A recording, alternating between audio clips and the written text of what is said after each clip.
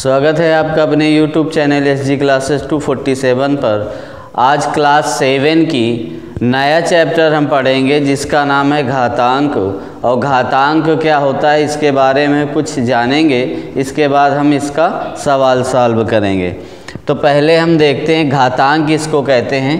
ये मान लीजिए कि किसी भी संख्या के ऊपर यानी पावर में कुछ संख्या लिखी हो, उसी को क्या कहेंगे, घातांक कहेंगे। मान लो ये आपका घातांक, ये नीचे वाला क्या होता है, आधार होता है। इसको क्या बोलते हैं, आधार बोलते हैं। इसको क्या बोलते हैं, घात बोलते हैं। ठीक है ना, बात समझ में आई। ये क्या होता है, नीचे आधार होता है, जो ऊपर संख्या होती है वो घात होती है। ठीक है ना, इसी को हम घातांक कहते हैं या घात कहते हैं। ठीक है, बात समझ में आ गई। और दूसरी बात ये, मान लो अब इसका रूप जैसे आप कह दे, कोई संख्या लिख दे कि 2 की पावर ये मान लो 5 को किस पे लिखो, आधार के रूप में व्यक्त करो या प्रसारित रूप में लिखो। ठीक है ना, तो इसको क्या मतलब होता है, यानी जितनी पावर इस पे लगी है, यानी जितनी घात लगी हैं उस संख्या का उतने ही बार क्या होना चाहिए, गुणा होगा। क्या होगा, गुणा होगा। यानी 2 की पावर 5 है तो इसका 2 का 5 बार क्या होगा, गुणा होगा। तो ठीक है, देखो 1 2 3 4 5 इस तरीके से 5 बार हमने 2 गुणते कर दिया। ठीक है ना, तो इस प्रकार से ये घातांक से हमने ऐसे लिख दिया। आप देखो कैसे, यदि कोई संख्या लिखी हो 3 गुणते 3 गुणते 3 गुणते 3 गुणते 3 गुणते 3, तो अब इस ऐसी संख्याओं को यदि कहा जाए कि आपको घात के रूप में लिखो, है ना, किसके रूप में, घात के रूप में लिखो, तो आप इनमें सबसे पहले क्या देखेंगे, एक कितनी बार संख्या लिखी हुई है ना। तो कितनी बार लिखी है, 1 2 3 4 5 6। तो ये अब आधार आपका कितना रहेगा, 3 और पावर हो जाएगी 6। तो ठीक है ना, यानी घात कितनी आ जाएगी, 6 घात क्यों आई, क्योंकि ये संख्याओं का गुणांक जो है ये 6 बार लिखा हुआ है ना। यानी 6 बार गुणा 3 3 3 करके 6 बार लिखा हुआ है। ठीक है ना, तो जैसे घात में यदि कोई संख्या जैसे ऐसे साधारण लिखी है, गुणांक में लिखी है, तो उसको बोला जाए कि घात के रूप में व्यक्त करो। तो आप किस तरीके से करेंगे, वो संख्याओं का गुणा कर मतलब जोड़ लेंगे, कितनी बार लिखी है उतनी हम क्या करेंगे, ऊपर घात लगा देंगे। ठीक है, बात समझ में आ गई। अब जैसे कुछ संख्याएं ऐसी होती हैं, जैसे मान लो कि 3 की पावर लगा हो, 3 की पावर लगा हो 2। ठीक है ना, तो इसका मान क्या होगा, जैसे आपको साधारण भाषा में ऐसे करोगे तो 3 गुणते 3 माइनस का 3 गुणते माइनस का 3 करोगे। देखो घात आधार हमारा कैसा है, माइनस में है। कैसा है, माइनस में है ना आधार। तो आधार जब हमारा माइनस में होगा,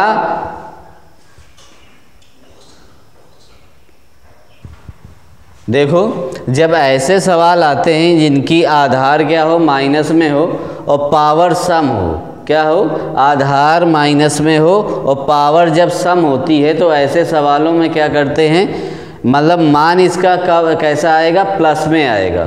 मान कैसा आएगा, प्लस में आएगा। देखो जिस तरीके से आपने ये देखा कि माइनस माइनस का गुणा क्या हो जाएगा, यहाँ पर प्लस आ जाएगा। तो ये 3 तरीका कितना हो जाएगा, 9। और एक आपको बात बता दें कि कभी भी यदि प्लस और प्लस का गुणा होगा तो मान किस पे आएगा, प्लस पे आएगा। ठीक है ना, और यदि प्लस इंटू माइनस होगा तो मान किस पे आएगा, माइनस पे आएगा। यदि माइनस इंटू प्लस होगा तो मान किस पे आएगा, माइनस पे आएगा। यदि माइनस इंटू माइनस होगा तो मान किस पे आएगा, प्लस पे आएगा। यह हम सीधी भाषा में कहें, साधारण भाषा में, कि एक तरफ यदि निगेटिव संख्या है यानी डिफरेंट संख्या मतलब मान है, चिन्ह है, तो उसका मान हरदम माइनस में होगा। अब जब सेम चिन्हों का गुणा होगा तो मान प्लस में होगा। ठीक है ना। अब यही सिचुएशन आ जाती है भाग में यानी डिवाइड में। यदि सेम चिन्ह है तो उनका मान क्या आ जाएगा, प्लस में आएगा, और यदि विपरीत चिन्ह है तो मान माइनस में आएगा। ठीक है, इतनी बात समझ में आ गई। यदि सेम चिन्हों का गुणा हो रहा है तो मान प्लस में होगा, यदि विपरीत चिन्हों का गुणा हो रहा है तो मान माइनस में होगा। समझ में आ रहा है ना। तो अब यहाँ पर देखो, जब माइनस माइनस का गुणा प्लस हो गया, या हम इसको कहें कि घात यदि सम हो, क्या हो, यदि घात हमारी सम हो तो मान किस पे आएगा, प्लस में आएगा। यदि घात हमारी विषम होगी तो मान किस पे आएगा, माइनस पे आएगा, यदि आधार माइनस में है। ठीक है ना। आपको हम सिद्ध करके भी दिखा देते हैं। मान लो माइनस का 2 की पावर लिखा हो 3, ठीक है ना। तो इसको यदि हम गुणा करके लिखेंगे तो -2 इंटू -2 इंटू -2 इस प्रकार से लिखेंगे, है ना। इस प्रकार से लिखेंगे क्योंकि घात हमारी 3 है तो हम 3 बार संख्याओं का गुणा भी कराएंगे। तो आप देखो, इसका यदि हम गुणा करते हैं, आप 2 संख्याओं का ही तो गुणा करोगे, डायरेक्ट 3 संख्याओं का गुणा तो कर नहीं सकते, है ना।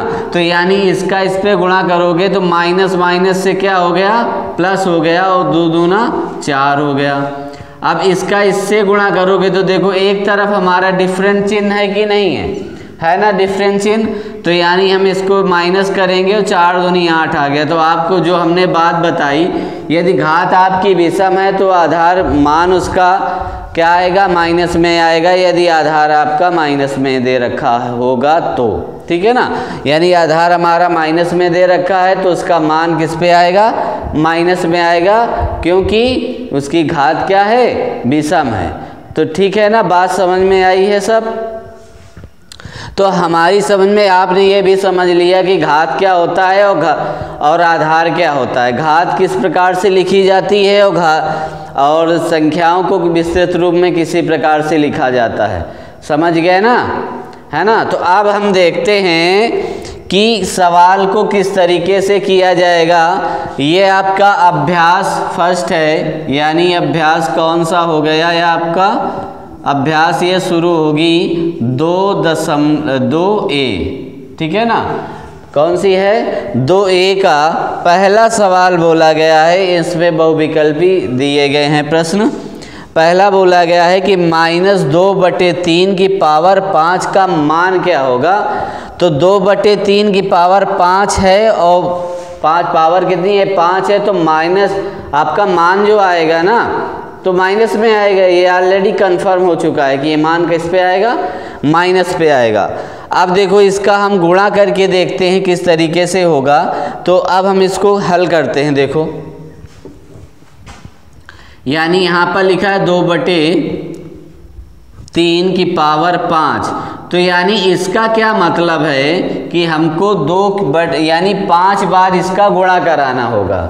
ठीक है ना। तो यहाँ पर 5 बार गुणा कराओगे, 2/3 इंटू 2/3 इंटू 2/3 इंटू 2/3 इंटू 2/3। अब सबका गुणा करा दो, 2 दूनी 4 दूनी 8 दूनी 16 दूनी 32। यानी अंश अंश का गुणा होगा। जब गुणा का निशान लगा होता है तो अंश अंश का गुणा होता है और हर का गुणा होता है। ठीक है। तो आपका ये आपको ऑलरेडी ये पता है कि मान हमारा माइनस में आएगा तो 32 हो गया। ठीक है। अब हारों का गुणा कर लेते हैं। तो 3 त्रिका 9 त्रिका 27 और 27 त्रिका 81 और 81 त्रिका कितना हो जाएगा, 243। कितना हो जाएगा, 243। ठीक है ना। तो ये आ गया 243। तो इस तरीके से आपका ये मान हल हो गया। अब देखिए कहाँ पर है, तो आपका ये विकल्प कौन सा सही हो गया, सेकेंड। ठीक है ना। इस तरीके से आपने बड़ी आसानी से इसको सॉल्व कर लिया। अब देखो ये दिया हुआ है कि 3125 का घातांकीय संकेतांक में लिखिए, मतलब इसको घात के रूप में लिखना है। तो घात के रूप में लिखने के लिए हमको ये पता होना चाहिए कि 5 का कितनी बार यहाँ पर गुणा हुआ है। तो इसका हम प्रोसेस करने के लिए, मतलब इसको हल करने के लिए क्या करेंगे, इसका गुणनखंड करेंगे। क्या करेंगे, गुणनखंड करेंगे। तो आपको हम गुणनखंड यहाँ पर करके दिखाते हैं। चलो यहाँ पर थोड़ा साफ करके करते हैं। ये आपका सवाल सॉल्व हो गया, हम यहाँ पर साफ कर लेते हैं। तो देखो 3125 लिखा है, 3125 का हम इसका गुणनखंड करेंगे। बड़े ध्यान से समझना, क्योंकि ये आसान भी है और यदि ना समझ में आए तो कठिन भी है। तो सबसे पहले ऐसी संख्याओं को हम गुणनखंड करने के लिए इकाई का अंक देखते हैं। क्या देखते हैं? इकाई का अंक क्या है, सम है या विषम है। तो हम सबसे पहले ये देखेंगे कि सम है कि विषम है। तो यहाँ पर क्या है, विषम है। इकाई का अंक क्या है हमारा, विषम है ना। तो विषम ही संख्या सबसे छोटी से डिवाइड किया जाएगा। तो सबसे छोटी संख्या क्या होगी विषम की, 3 होगी। ठीक है ना, 3 होगी। मगर अब 3 है तो 3, मगर हमें ये देखना पड़ेगा कि 3 से डिवाइड हो रहा है कि नहीं हो रहा है। तो देखिए 3 से हम डिवाइड करेंगे तो 3 एक कम 3, 3 चौको 12, ये 5 डिवाइड नहीं हो पाएगा, शेष बच जाएगा। तो अधिकतर जब इकाई का अंक 5 होता है तो उसको भी डिवाइड 5 से ही किया जाता है। ठीक है ना, अधिकता यही होती है कि यदि इकाई का अंक 5 आए तो वो 5 से ही डिवाइड होगा, अन्यथा अन्य संख्याओं से डिवाइड नहीं होता। तो हम इसको किससे करेंगे डिवाइड, 5 से। देखो 5 से हम डिवाइड करेंगे तो ये कितनी बार जाएगा, 5 6 का 30, 6 बार गया। ठीक है ना। अब यहाँ 30 चला गया तो बचा कितना, 1 बचा। तो 1 जब बचा तो 1 इसके साथ जुड़ जाएगा तो कितना बना देगा, 12 बना देगा। ठीक है ना, 12 बना देगा। जब 12 बनाएगा तो 5 का डिवाइड करोगे, 5 का पहाड़ा पढ़ोगे तो कितनी बार जाएगा, 2 बार जाएगा। तो यानी 2 बार गया, जितनी बार पहाड़ा जाएगा उतना आप नीचे लिखते जाओगे। ठीक है।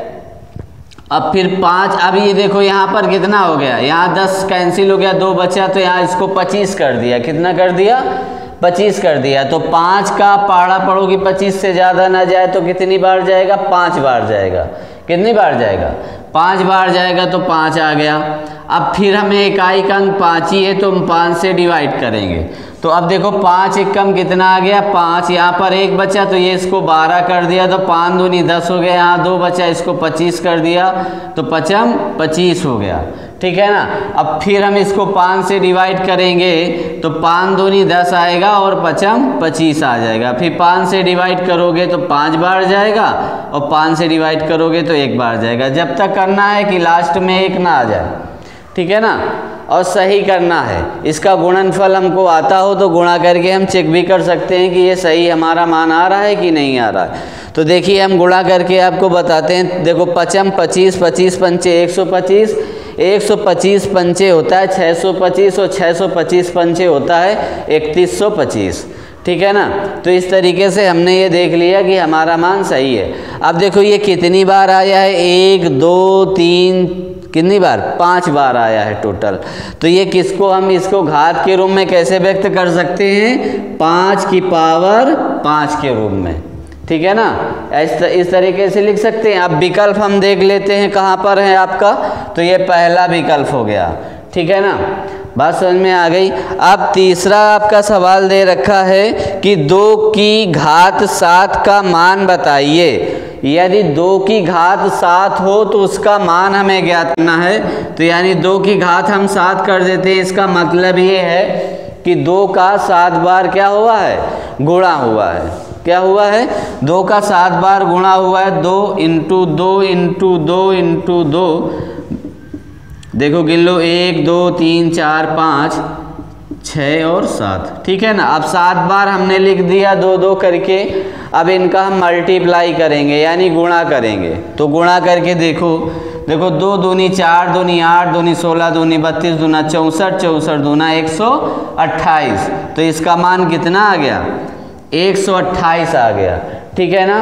तो अब देखो यहाँ पर विकल्प कौन सा दिए है, आपका 3rd नंबर है विकल्प सही। यानी इसका मान कितना आ गया, 128 आ गया। आपको उम्मीद है कि समझ में आया होगा।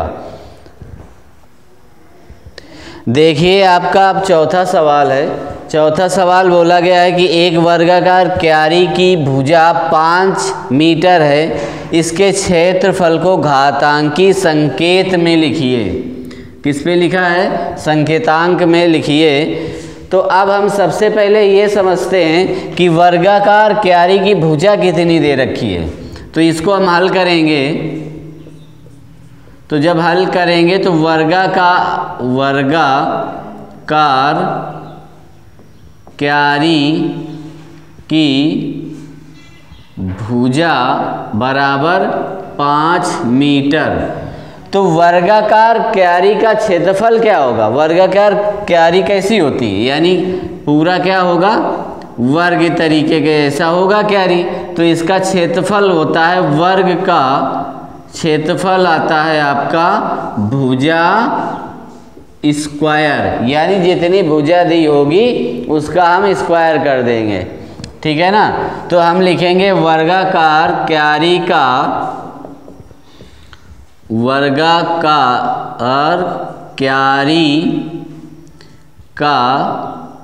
क्षेत्रफल बराबर होता है आपका भुजा स्क्वायर हो गया। तो यहाँ 5 का हम स्क्वायर कर देंगे, मीटर कर देंगे, बस ऐसे। बस आपका सवाल बड़ी आसानी से हल हो गया।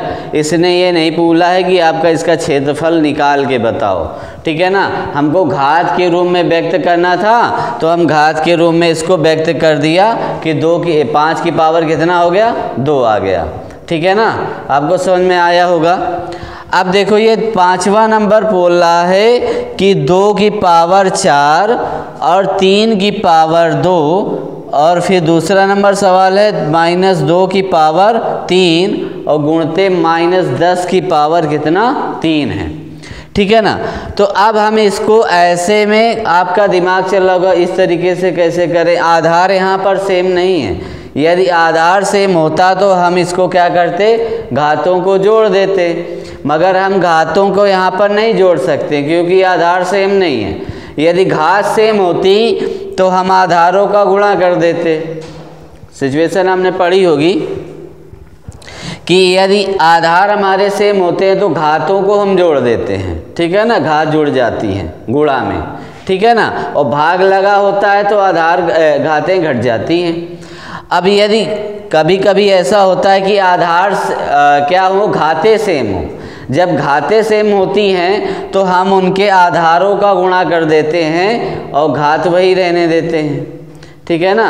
तो अब सिचुएशन ये है कि इसमें कुछ भी सेम नहीं है, ना आधार सेम है और ना घात ही सेम है, ठीक है ना। तो अब इसको बस एक ही सल्यूशन है, इनका हम गुणांक करके सबका गुणा करके ही करें, ठीक है। तो हम इसका पहला सवाल हल करोगे तो कैसे करोगे, पहला नंबर तो इसका यानी 2 की पावर कितना है, 4 है, तो हम 2 को लिखेंगे 4 बार, ठीक है। और फिर 3 की पावर 2 है तो 3 को लिखेंगे 2 बार, ठीक है। अब सबका गुणा कर लो।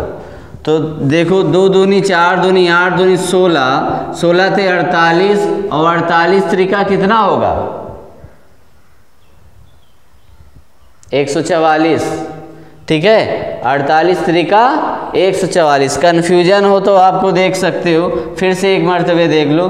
2 दूनी 4 दूनी 8 दूनी 16 और 16 थे 48 तो नॉर्मली पता है, तो यहाँ 48 लिखो, 48 गुणते करो 3 तो 8 तरीका कितना होता है, 24 की 4 और 4 3 12 और 2 14। तो आपको अब समझ में आ गया होगा कि 144 ही आएगा। तो इस तरीके से आपका बड़ा आसानी से ये सवाल सॉल्व हो गया, ठीक है। अब दूसरा नंबर इसका हल करोगे, दूसरा नंबर हल करोगे तो इसको भी देखो घात के रूप में व्यक्त किया, इसको भी घात के रूप में, तो इसका भी यही मतलब है कि हम 3 बार इसका गुणा करो 3 बार इसका। देखो इस पे प्लस पॉइंट आ गया। देखो हम तुमको 2 रूल बताते हैं यहाँ पर। देखो घातें आपकी सेम है, क्या हैं, घातें सेम हैं, तो आधारों का गुणा कर दो। क्या हो कर दो, आधारों का। इसमें फार्मूला लगता है n, इस पे m की पावर n गुणते l की पावर n। जब ऐसी सिचुएशन आ जाए तो ये सूत्र बन जाता है m इंटू l की पावर n। इस प्रकार से ये सूत्र बनेगा। तो अब इसको हम इसी प्रकार से कर देते हैं कि यानी 2 गुणते -10 की पावर हम 3 कर दें। तो इसका आपस में नीचे गुणा हो जाएगा तो कितना आ जाएगा, यहाँ पर प्लस का 20 आ जाएगा, 20 की पावर 3 हो जाएगा। तो अब हम 20 की पावर को हम 3 बार ऐसे गुणा करके लिख सकते हैं। तो देखो अब जब 0 लगे हैं तो 0 उतनी बार आएंगे आपके 3 बार, ये कन्फर्म है। अब इसका गुणा कर लो 2 का, 2 दूनी 4 दूनी 8, तो ये कितना आ गया आपका टोटल 8000 आ गया। ठीक है ना, ये तो आपको हमने बताया इस तरीके से इसके सूत्र में रख के। अब आप जनरली जो करना चाहो लॉन्ग प्रोसेस में तो आप कर सकते हो कि आपको -3 इंटू -3 इंटू -3 लिखो, फिर लिखो 10 इंटू -3 -10, ठीक है, -10 अब सबका गुणा कर लो तो 2 दूनी 4 दूनी 8, तो ये आ गया -8। क्लियर है। और उधर भी कर लो तो ये कितना आ जाएगा, माइनस का कितना आ जाएगा 1000 आ जाएगा ना, 3 0 है तो 1000 आएगा। अब गुणा कराओगे तो माइनस माइनस से क्या हो जाएगा, प्लस हो जाएगा, ये 8000 आ जाएगा। इस तरीके से आप जो अच्छा आपको लगे उस तरीके से आप कर सकते हैं। तो उम्मीद है आपको ये समझ में आया होगा। अब लास्ट इस चैप्टर का सवाल आपको दिया गया है, बोला गया है कि 15625 के अभाज्य गुणनखंड ज्ञात कर, क्या करना है, अभाज्य गुणनखंड करना है, यानी हमको इसके गुणनखंड करना है। और 15625 का आधार 5 पर घातांकी संकेत में व्यक्त करना है। हमें आधार हमारा क्या होना चाहिए, 5 होना चाहिए। तो अब हमको 15625 के गुणनखंड करने होंगे। तो हम यहाँ पर देखते हैं इसके गुणनखंड थोड़ा सा लंबा होगा शायद, तो हम इसको साफ करे दे रहे हैं। तो यहाँ पर लिखोगे 15625। अब देखो आपको एक बात पहले ही अभी गुणनखंड अभी किया था जो हमारा 3125 का था ना, तो उस पर आपको बताया था आधार यदि आपकी इकाई यदि 5 आती है तो अधिकता का होता है, क्या होता है, 5 से ही डिवाइड होता है ना। तो 5 से जब डिवाइड होगा तो इसको हम 5 से ही डिवाइड करते हैं। देखो 5 से जब डिवाइड करोगे तो 5 तक कितना आएगा 15, 5 एक कम कितना आएगा, मतलब यहाँ पर कितना हो गया 5 है तो एक बार जाएगा, या इसको क्या कर दिया 12 बना दिया तो 2 आ गया, ये 25 हो गया। तो आपने बड़ी आसानी से इसको अभी सॉल्व किया था। 3125 को कितनी बार घातांक आई थी, 5 बार आई थी ना। तो अब इसको भी वैसे ही सॉल्व कर देते हैं, पूरा करके दिखाएंगे कितनी बार जाएगा, 6 बार। इसको 12 कर दिया तो 2 बार और फिर 25 हो गया 5 बार। ठीक है, अब ये आया 5 बार, फिर करोगे तो कितनी बार जाएगा, 1 बार है ना। फिर ये कितना बार रहा 2, तो इसको हम कितनी बार जाएंगे 2 बार, 5 दूनी 10, ये 5 आ गया। फिर 5 से करोगे तो ये 2 बार जाएगा, फिर 5 बार, फिर 5 से करोगे तो 1 बार, फिर 5 से करोगे 1 बार। अब देखो कितनी बार है, 1 2 3 4 5 6, ठीक है ना। तो इस प्रकार से ये है, ये हमको करना है, यहाँ पर चाहिए था मगर यहाँ पर स्पेस कम था तो इसलिए आपको साइड में करके दिखा दिया। तो यहाँ पर आप इसके गुणनखंड दिखाओगे कि 5 इंटू 6 मतलब 15625 बराबर 5 गुणते 5 गुणते 5 गुणते 5 गुणते 5, 1 2 3 4 5 और ये 6। इस प्रकार से इसके गुणनखंड हो गए। तो इसको घात के रूप में व्यक्त करने में क्या लिखोगे, 5 की पावर 6। तो ये आपका आंसर आ गया कि 5 की पावर कितनी आ जाएगी, 6 आ जाएगी। घातांक के रूप में ये आपको आसानी से आपने कर लिया। तो उम्मीद है आपको बड़ी आसानी से ये चैप्टर आपको समझ में आया होगा। यदि समझ में आया हो तो लाइक करें, सब्सक्राइब करें और शेयर करें और कमेंट करें। धन्यवाद।